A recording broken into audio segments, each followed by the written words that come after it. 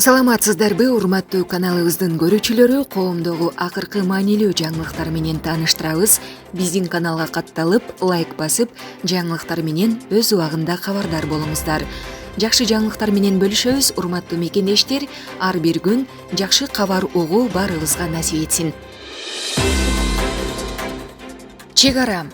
Активисттер эл аралык кылмыш сотуна кайрылышты. Кыргызстандын жай тургундарына каршы Тажикстандын бийлигинин аракеттерине тергөө жүргүзүү өтүнүчү жазылган кат эл аралык кылмыш сотунун прокуроруна жиберилди. Бул тууралуу юрист, укук коргоочу Сания Токтогазиева Азаттыкка билдирди. Бүгүн Рим статутунун 15-беренесинен пайдаланып, эл аралык кылмыш сотунун прокуроруна Тажикстандын бийлигине каршы тергөө ишин баштоо өтүнүчү менен кайрылуу жөнөттүм. Маалымат чогултууга жана кайрылууну жазууга жардам бергендердин бардыгына терең ыраазычылыгымды билдирем, деди юрист.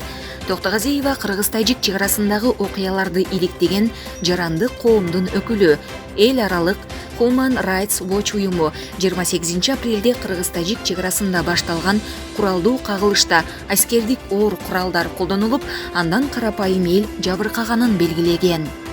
Кыргыз-тажик чек арасындагы 28, 29, 30 апрелдеги жана 1 майдагы куралдуу жаңжалда 36 кыргызстандык курман болду. Анын ичинде 2 бала, 180ден ашуун адам жаракат алды. Баткен облусунда 100дөн ашык жеке турак жай талкаланып, өрттөлүп, мектеп, бала бакча жана чек ара бекети сыяктуу мекемелер аткыланып, кыйраган. 58 миңге чукул адам жашаган жерин таштап кетүүгө аргасыз болгон. Тажик тараптан 19 адам өлүп, 87 киши жараат алганы расмий жарыяланды. 15 миңге чукул жергиликтүү тургун коопсуз жайларга эвакуация болгону айтылды.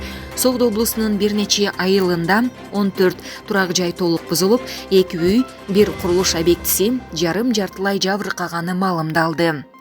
Булак Азаттык. Тажикстан Ош облусунун Чоңалай районундагы такталбаган аймактан контейнерлерди алды. Анын видеосу бүгүн 6 июнда социалдык тармактарга жарыяланды. Тажик тарап 4 июнда саат 3:00 чамасында Чоңалай районундагы Унжу булак аймагындагы такталбаган аймакта контейнерлерди орното баштаган. Булак бара келди.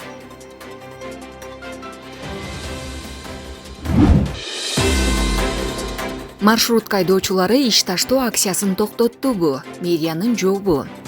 Маршрутка айдоочулардын көпчүлүгү ишке чыкты. Бул тууралуу Бишкек мэриясынан билдиришти. Жол кире Бишкек шаардык кеңеши чечим кабыл алган убага чейин мурункудай эле 10 сом бойдон калмай болду.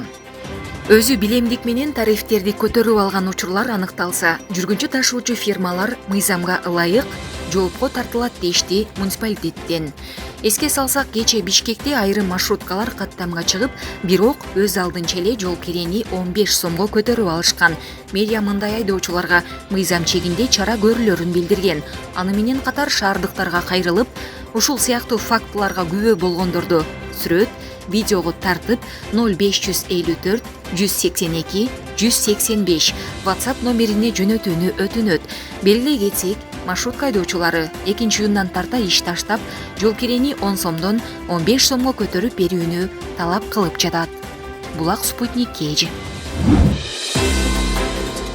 Токтогул КЭСине суунун агып кириши көбөйүүдө. Бүгүн 6 июнга карата Токтогул суу сактагычында суунун көлөмү 10 миллиард 400 миллион куб метрди түзүүдө.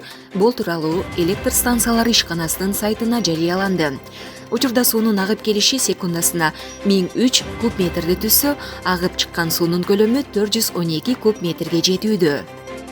Быйыл Токтогулда суу кескин азайып, кооптуу чекке жетти. Апрель айында КЭСтеги суу 8,5 миллиард куб метрге чейин төмөндөдү. Булак Марал ФМ.